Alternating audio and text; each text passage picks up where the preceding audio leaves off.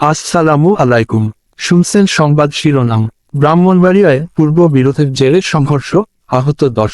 এখন শুনবেন বিস্তারিত। ব্রাহ্মণবাড়িয়ার সরাইলে পূর্ব বিরোধের জেরে দুপক্ষের সংঘর্ষে 10 জন আহত হয়েছে। এ সময় বাড়িঘরে হামলা, ভাঙচুর ও লুটপাটের ঘটনা ঘটেছে। বুধবার 1 জানুয়ারি বিকাল 4টার দিকে উপজেলার ওরওয়াইল ইউনিয়নের ধামাউড়া গ্রামের ইমামবাড়ি এলাকায় এই ঘটনা ঘটে। আহতরা হলেন আঙ্গুর মিয়া, কাপ্তান মিয়া, পারুল আক্তার, জুলহাস, জাহাঙ্গীর মিয়া, দুলাল মিয়া ও সজীব মিয়া।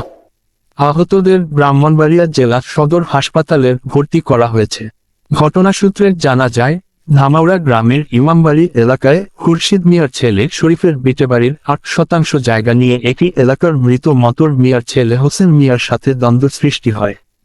বুধবার একই ঘটনার জেরে শরীফের বড় ভাই আঙ্গুর মিয়া ও হোসেন মিয়ার চাচাতো ভাই নওয়াব মিয়া, মারফত আলী ও আম্বর আলী সহ দুপক্ষের 40 থেকে 50 জন দা লাঠিসোঁটা ও ফলা বল্লম নিয়ে মারামারিতে জড়িয়ে যায়। এমন সময় সংঘর্ষে 10 থেকে 12 জন আহত হয়। পরে আহতদের উদ্ধার করে ব্রাহ্মণবাড়িয়া সদর হাসপাতালে ভর্তি করা হয়।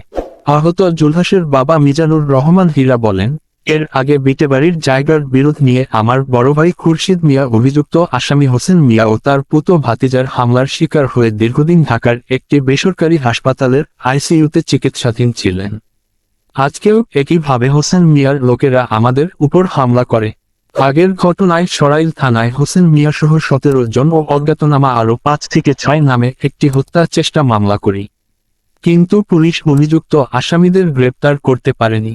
সরাইল থানার ভারপ্রাপ্ত কর্মকর্তা ওসি মোহাম্মদ রফিকুল ইসলাম ঘটনার সত্যতা নিশ্চিত করে জানান, আজ বিকালে পূর্ব বিরোধের জেরে দুপক্ষের সংঘর্ষের ঘটনা ঘটেছে। আহতদের হাসপাতালে পাঠানো হয়েছে। ঘটনাস্থলে পুলিশ মোতায়েন রয়েছে। অভিযুক্তদের বিরুদ্ধে এর আগেও সরাইল থানায় একটি মামলা আছে। কোন বাড়িঘর ভাঙচুর বা লুট হয়নি। অভিযুক্তদের গ্রেপ্তারের চেষ্টা চলছে। ব্রাহ্মণবাড়িয়া 24.news